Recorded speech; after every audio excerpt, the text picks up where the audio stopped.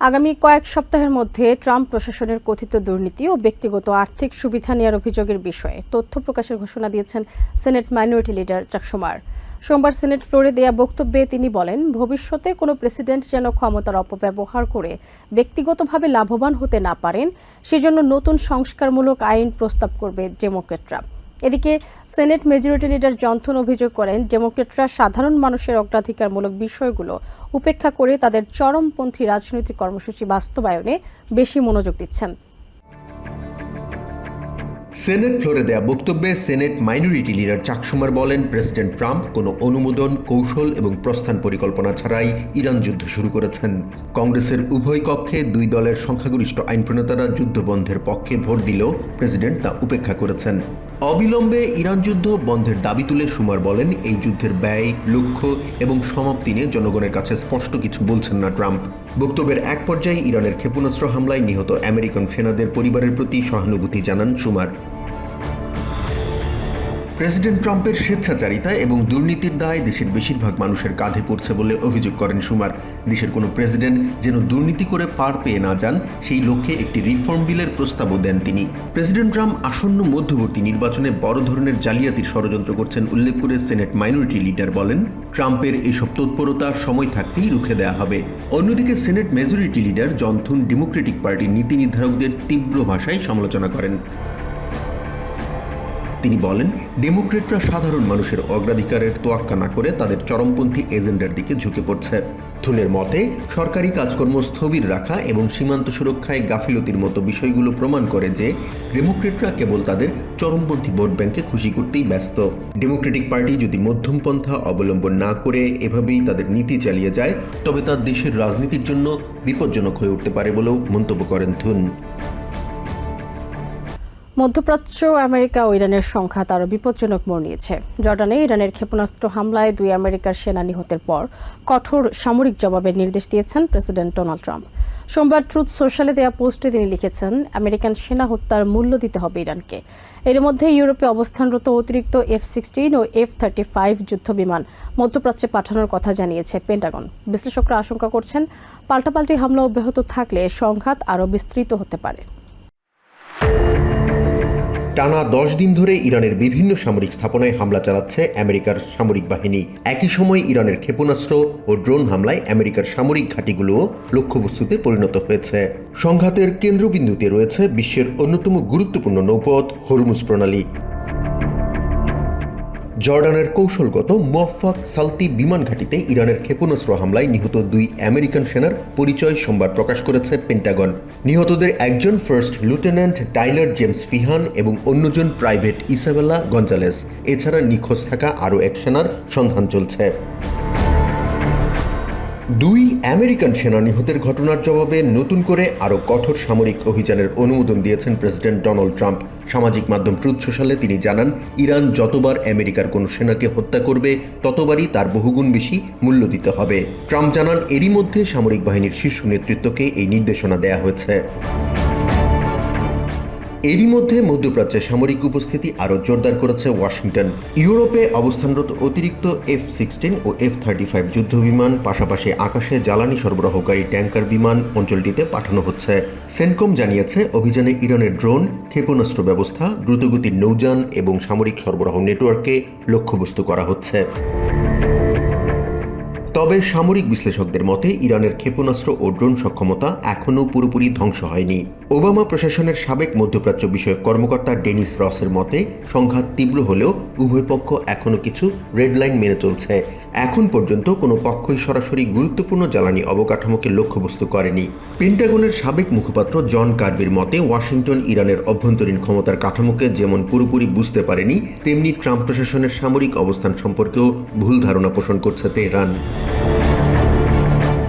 সাবেক air force secretary Frank ক্যান্ডাল এই যুদ্ধকে একটি কৌশলগত ভুল বলে মন্তব্য করেছেন। তার দাবি, দীর্ঘমেয়াদী একটি সামরিক সংঘাতে জড়িয়ে পড়েছে ট্রাম্প প্রশাসন।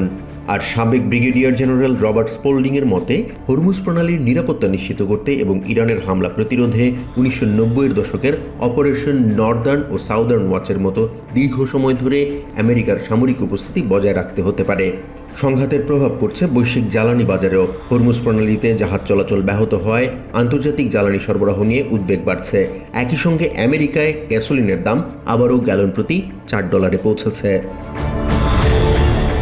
কানাডার দাবানলে ধোঁয়া আমেরিকার আকাশে ছড়িয়ে পড়ায় প্রেসিডেন্ট ডোনাল্ড ট্রাম্পের শুল্ক আরোপের হুমকিকে হাস্যকর বলে মন্তব্য করেছেন অন্টারিও প্রভিন্সের প্রিমিয়ার ডাগ ফোর্ড। সোমবার টরন্টোতে আয়োজিত সংবাদ সম্মেলনে তিনি স্মরণ করিয়ে দেন, অতীতে যে কোনো প্রাকৃতিক দুর্যোগে কানাডা সবসময় আমেরিকার পাশে দাঁড়িয়েছে। তাই হুমকি না দিয়ে আমেরিকারও উচিত কানাডাকে দাবানল নিয়ন্ত্রণে আনতে সহায়তা করা। দেশের বিভিন্ন শহরে কানাডার দাবানলের ধোঁয়া ছড়িয়ে পড়ায় দেশটির উপর অতিরিক্ত শুল্ক আরোপ এবং ক্ষতিপূরণ আদায়ের হুমকি দিয়েছেন প্রেসিডেন্ট ডোনাল্ড ট্রাম্প। নিউ জার্সিতে কানাডার প্রধানমন্ত্রী মার্ক কার্নির সাথে বৈঠকের পরদিন রবিবার তিনি এই হুমকি দেন। বিষয়টি নিয়ে প্রধানমন্ত্রী কার্নির সাথে কথা হয়েছে বলেও জানান তিনি। তবে প্রেসিডেন্ট ট্রাম্পের এই হুমকিকে সরাসরি প্রত্যাখ্যান করেছেন কানাডার অন্টারিও প্রভিন্সের প্রিমিয়ার ডাগ ফোর্ড। সোমবার টরন্টোতে এক সংবাদ সম্মেলনে ট্রাম্পের হুমকির তীব্র সমালোচনা করেন তিনি।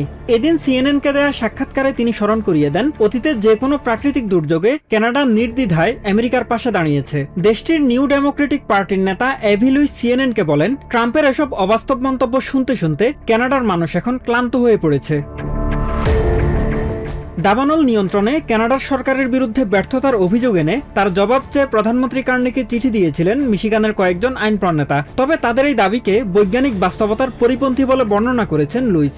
একই সঙ্গে তিনি অভিযোগ করেন, এই দাবানলের জন্য কোনো না কোনোভাবে আমেরিকাও দায়ী। অন্যদিকে অন্টারিওর দাবানল নিয়ন্ত্রণে প্রভিন্স সরকারের বিরুদ্ধে প্রস্তুতির অভাব এবং অব্যবস্থাপনার অভিযোগ তুলেছে সেখানকার ফায়ার ফাইটার ইউনিয়ন। সিবিসি নিউজকে দেয়া সাক্ষাৎকারে ইউনিয়নের ভাইস প্রেসিডেন্ট নোয়া ফ্রিডম্যান জানান, ফায়ার প্রোগ্রামের সক্ষমতা বাড়াতে কয়েক বছর ধরেই প্রিমিয়ারের সাথে আলোচনা করা হচ্ছিল। তবে তা সত্ত্বেও প্রভিন্স সরকারের তরফ থেকে প্রয়োজনীয় সহায়তা মিলছে না বলেও দাবি করেন তিনি। এদিকে আমেরিকার পণ্যের প্রতি বৈষম্যমূলক আচরণ ও পাল্টা ব্যবস্থা হিসেবে কানাডার বিভিন্ন পণ্যের উপর 50% শুল্কারোপের ঘোষণা দিয়েছেন প্রেসিডেন্ট ডোনাল্ড ট্রাম্প। নতুন এই শুল্কের আওতায় কানাডার হকি সরঞ্জাম, অ্যালকোহল ও দুগ্ধজাত সহ বিভিন্ন ধরনের পণ্য রয়েছে। এই পরিস্থিতি মোকাবিলায় শার্লট টাউনে দেশটির প্রিমিয়ারদের সাথে প্রধানমন্ত্রী কার্নির একটি বৈঠক অনুষ্ঠিত হওয়ার কথা রয়েছে। মাত্র 7 ভোটে হেরে যাওয়াকে দুর্ভাগ্যজনক বলে অভিহিত করেছেন নিউইয়র্ক স্টেট নির্বাচনে ইতিহাস গড়ার খুব কাছাকাছি পৌঁছে যাওয়া প্রথম বাংলাদেশি আমেরিকান প্রার্থী শামসুল হক। তবে তিনি স্পষ্ট করেছেন, রাজনীতি থেকে সরে যাচ্ছেন না, ভবিষ্যতেও জনগণের জন্য কাজ করে যাবেন। তার মতে বাংলাদেশি কমিউনিটির ভোটারদের অংশগ্রহণ আরও বেশি হলে জয় নিশ্চিত করা সম্ভব ছিল। তিনি আরও জানান, আগামী নভেম্বরের সাধারণ নির্বাচনে স্বতন্ত্র প্রার্থী হওয়ার কোনো ইচ্ছে তার নেই। জয়ের ব্যাপারে চূড়ান্ত আশা জাগিয়েছিলেন এনওয়াইপিডির সাবেক লেফটেন্যান্ট শামসুল হক। গেল 23 জুন ডেমোক্রেটিক প্রাইমারিতে জিতলে প্রথম কোনো বাংলাদেশি আমেরিকান হিসেবে অ্যাসেম্বলিম্যান হওয়ার দৌড়ে অনেকটা নিশ্চিত থাকতেন তিনি। কিন্তু ভোট গণনার পর জানা যায় মাত্র 13 ভোটে পিছিয়ে পড়েছেন তিনি। হাল ছাড়েননি শামসুল হকের ক্যাম্পেইন দল। বোর্ড অব ইলেকশনে ভোট পুনর্গণনার আপিল করে তারা।